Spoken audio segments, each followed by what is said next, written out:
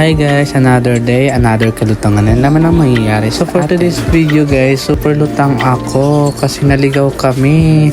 Imbis na pumunta lang kami sa Pasay, napunta kami sa Maynila. Kasi ang nangyari kasi is pinakita ko sa driver yung address.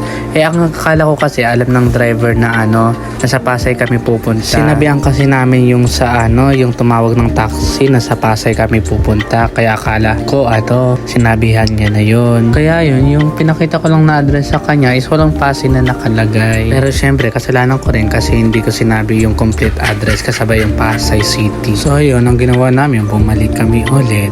And this time, tama na yung address na pinuntahan namin. Tawang-tawa nga yung nanay ko kasi naligaw kami. And pagdating namin, syempre kumain muna kami kasi pagod na pagod kami kakabiyahe. And naglakad pa kami papunta dito sa Mang Inasal. And this time, yung nanay ko na naman ang lutang. Kasi nagtatanong siya kung anong orderin. Sabi ba naman ng kapatid kong yan sabi ba naman lahat yun. So ang ginawa ng nanay ko, literal na lahat yung in-order. Ang rami-rami, hindi namin naubos.